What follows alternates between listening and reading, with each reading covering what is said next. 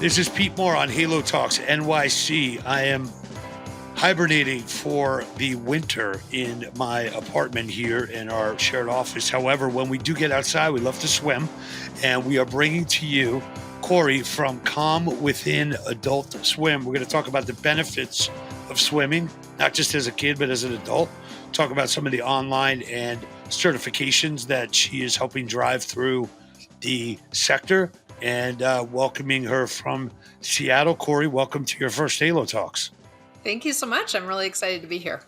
Great. So, talk about what brought you to this, modality and athletic prowess of swimming, and how you have devoted your life to saying, "Hey, this is where I want to make my mark." Yeah, so I'm definitely one of these people who is just drawn to water. I think a lot of us are. It's a very, it's a life giving source, right? So, as a small child, there's a story of me crossing the highway to go, play in that puddle over there, and my parents freaking out, right? So it's just always been this piece of passion for me, and where I've always been in the water. And it's transformed and changed, of course, over the years. Was in that kind of traditional pathway of working at community centers, working with children. But it's really when I started to understand the psychological piece, especially when it comes to adults and overcoming fear, that really has kept me in it for as long as I have. And that's the piece that I think is an underserved, underutilized component in the swim industry. It's really because there's such a focus on children, which is great, but there are more adults out there than kids. Yeah. What percentage of adults don't know how to swim? Yeah, it's about 50% of adults Wow. don't know how to swim. So, yeah, there was a Gallup poll survey that was done a while ago now, but it kind of averages out in that 50, because there's people in pools and then people in deep water oceans and lakes, right? There's a slightly different component there. Got it. So you've set up something called Foundations of Change as an actual program. Can you talk about what that entails, how long it takes, and if you're an adult and you've never gone in the water, how long does it take physically and psychologically to become a swimmer and not have those fears anymore? Sure. So, foundations of change is just what you say, is that piece that we're dealing with, that the fear component as well. It's normal and natural that you would be afraid if you're going to go into a place where air is not always available. So, it's normal. And how do we work with it and not against it? Because oftentimes we have a fear like that, and it goes into overdrive and prevents us from actually figuring out and attaining the skills that we want to have. So, that foundations of change is really based on two parts mental to one part physical, that you're taking care of your mind as you're doing the small physical steps along the way. And it's really powered by the way you feel, that's where we have to get the information from. I feel calm, I feel freaked out. Hmm. I feel my body feels at ease, my body feels tense. Or I feel the water, I feel my actual physical surroundings, or my head's in the clouds, right? So it's really driving into that piece. And we find it takes people I anywhere from like 20 to 100 hours to really feel free in the deep water. So that really depends on people's, how deeply seated that fear is, how open they are to the process, and going through just enough time to play around with this new environment. It's such a different environment. Do you think people like I learned how to ski? That's probably an overstatement. I skied later in life, and it's never something I've felt extremely comfortable with, because I started like in my 20s or early 30s. Do you feel that a lot of people that are adults and were never taught to ski, to swim as a kid, kind of like view it as like, yeah, I didn't learn that then, so that's kind of something that is off my list of things that I could learn? The difference, yes and no. I mean, that's a decision that people make for themselves. It's on or Mm. off my list. The big difference with swimming versus any land activity is the injury factor, and that it's in the water. This is something that people can do for their whole lives, right? It's a baby to very very old. Thing that you can do because of that supportive environment in the water. When you're talking skiing, I mean, I'm a little in your same boat on the skiing. I can ski, I have skied, but man, falling down that mountain, right? When you're getting to a certain age, wiping out those knees and shoulders and things like that. That's a different ball game that you're talking about. So. There's very few like beginner swimming injuries. I would think. Correct. Yes. Right. Yeah. You're not going to hurt you're not going to be getting a torn ACL from your beginning swimming. If you are, then we're really doing something wrong. Where have you seen the most demand?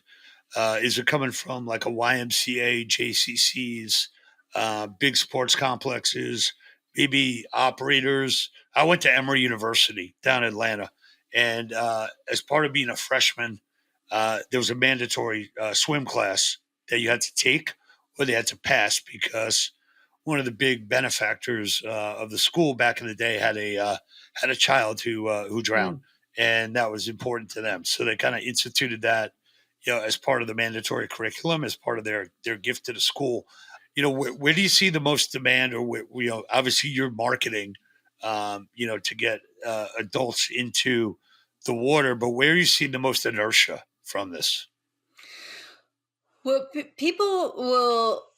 There's the most, I'll say, chatter around the fitness aspect. When there's a lot more in terms of triathlons and folks, Ironman and that kind of thing. So you see a surge of people in that area, and then of course in children.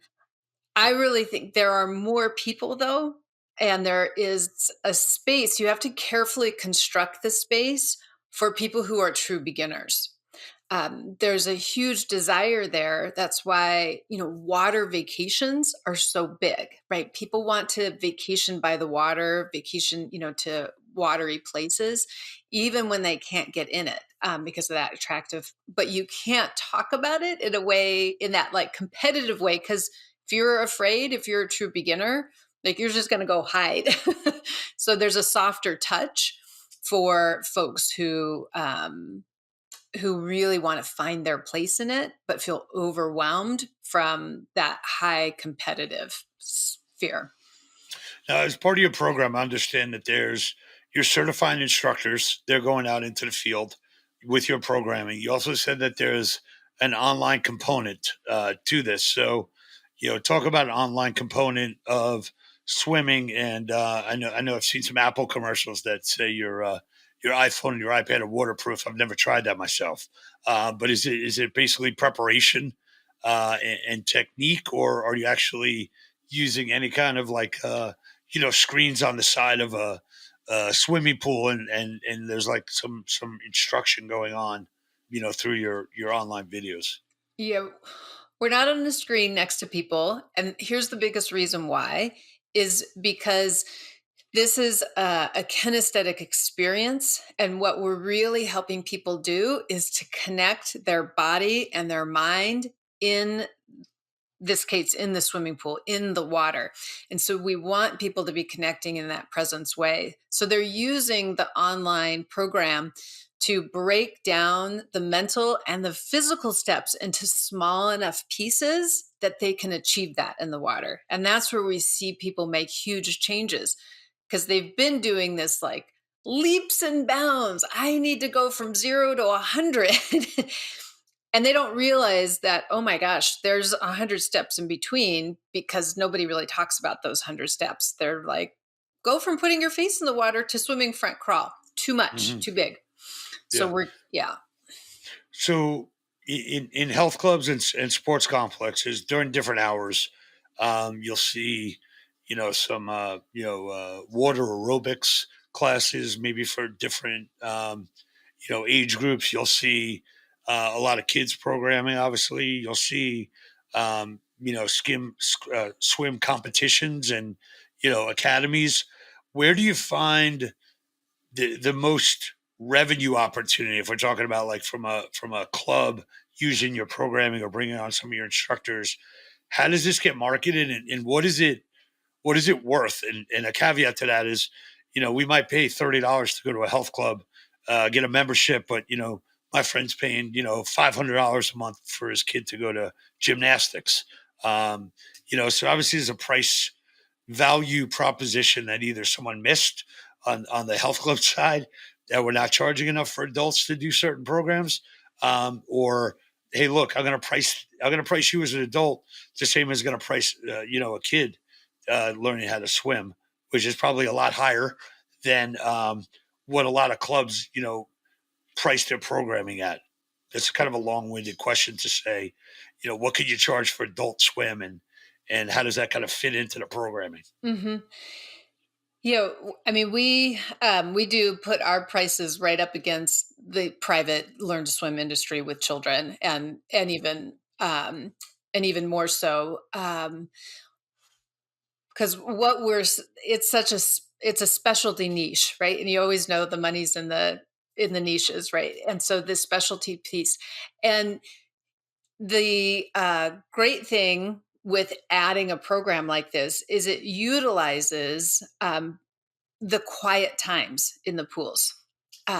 Folks who are really who want to learn to swim don't want to be there, during that 3 to 7 o'clock zone when it's just like the power you're packing in. And that's the time you're packing in high volume at low dollar price point. And Hmm. so these are complementary programs that have high value, high dollar point in your quieter times of the day, and that's where it really makes a big impact on a facility and for the client too. That's a really good matchup in that space. Hmm. Are you seeing that there are certain parts of the country where you get more inquiries? Um, in cities, certainly we get more inquiries there. In larger cities, that's larger populations and different demographics there that you have. Yeah, is the bigger places we see it. Mhm. From a standpoint of New York City, there's a couple of blocks from where I live. There's a swim school franchise that just took over some retail space on a corner that I thought would be, way too expensive for them to actually have that location there. Are you bullish and excited about where swimming and where pools and where aquatics are kind of moving more into, I'd say, more central mass market versus, hey, you did that as a kid, but it's not as relevant anymore, or maybe from the Summer Olympics, or I've seen certain things. There's a friend of ours that does like deep sea like torpedo Hmm. challenge, where it's basically like a water polo type of event, maybe a little more uh, aggressive or violent, would probably be the best way to describe it. Are there certain things you say like, wow, this is really picking up? I'm excited. The space is growing. Or there are things that say like, hey, it's still not where I want it to be. Well, I'm definitely excited in that uh, aquatics, and this has been happening for a while, is thinking outside of the box. And the box of the pool, the box of 25 yards by 8 lanes, or so that swimming and aquatics really got funneled into this place of it's about looking like what's happening in the Olympics. And just like you said, with your friend who's doing the underwater water polo thing, that there are many spaces, and we're finding that people don't all want to just go back and forth. It's like my kid said when I said, "You need to do at least one season of swim team." He's like, "Oh." That's so boring. Why would I want to go back and forth? And so there's been this shift in the industry of this needs to be fun. This needs Right. to be more than just back and forth and back and forth. And by the way, this isn't what keeps people safe in the water. It's not a perfect front crawl that keeps people safe in the water. It's something totally different. I think people's desire and interest around experiences and traveling to beautiful places, right? This is a whole, it really opens up the space. Mm. You know, as an entrepreneur, and we've got a lot of entrepreneurs that listen to our podcast here to just try and think of different ideas. As you go through and say, "Hey, I want to continue to grow my business," it seems like there could be some really interesting partnerships that you obviously take a lot of time and effort to put together. You never know what the outcome is. But if I think about the growth of people doing kayaking or canoeing or any kind of even like jet skiing, where it'd be much better when you have a life vest on to know how to swim than to potentially fall off and panic. The other thing would be the growth in surfing is definitely something that people have been doing, not just for entertainment purposes and saying, "Hey, I got up and I rode a couple of waves," but also for fitness related. There's surf classes that go on to basically build your core. Have those kind of people reached out to you? Have you reached out to them? Is that kind of the next evolution of like, how do I scale my business without necessarily deploying people at a ski at a surf area where it's like, hey, you want to learn how to ski, and almost like guerrilla marketing. Yeah, absolutely. Because I mean, our best clients are the ones who have gone out and they've been offered this promise. Even a beginner can kayak or can surf or do this thing. And they're like, okay, I did it. And it would be so much better if I wasn't freaking out while I was Right. doing it.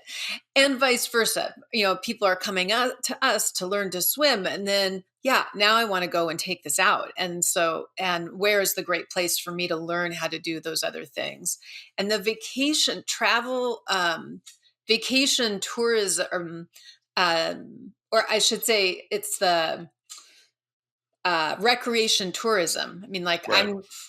swimming vacations are really on the rise, and bodyboarding vacations or learning to Right. surf. People are going and they're learning on their vacation times, and so yes, pairing those things together. Those are the same kind of clients who want to do those things. Yeah. So my mom has a fear of flying, so I took the train with her very often as a child. Then she took a flight from Fort Lauderdale to Tampa, and she's like, "Yeah, I can fly now." Like, well, you haven't done anything since that one 30-minute flight. Are there self help groups, or do you have message boards, or people that do learn to swim through you that are kind of like stay together as a cohort, or almost like adult swimming anonymous type of thing? For sure, for sure. Well, I mean, we always need those accountability partners. And when anything is hard or new, or you've spent 30 years or 40 years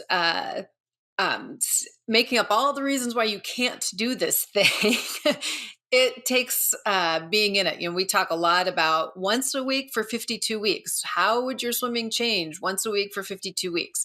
And having that partner and person to celebrate and have yourself accountable to is a big piece of that. And a couple more questions. One is, when you're training a kid who's never been in the water to learn how to swim, and you're training an adult, um, is it basically the same kind of programming, or do you really like? Do you have to do it completely different because of the mindset that's already in place?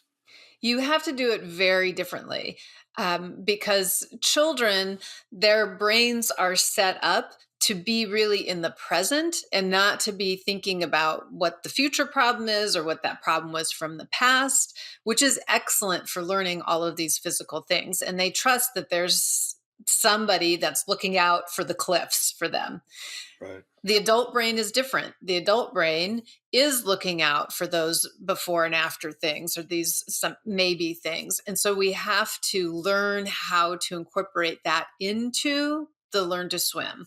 And they're just how to get out of our heads into our bodies and be in our heads enough to know I am the adult who's looking out for myself.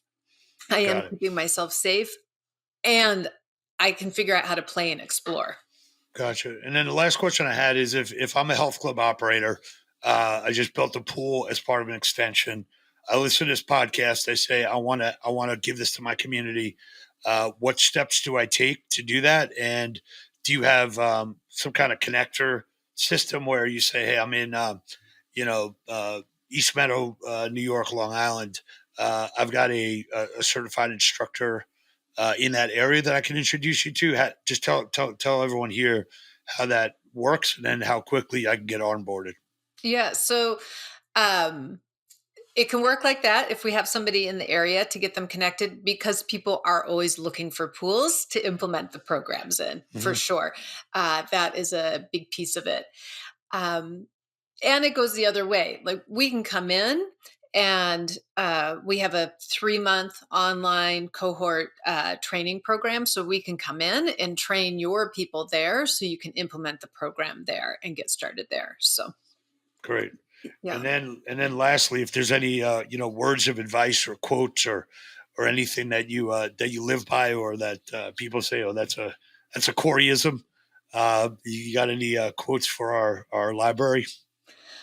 Mine would be the one my office manager and I say to ourselves every day: keep it simple and let it be easy.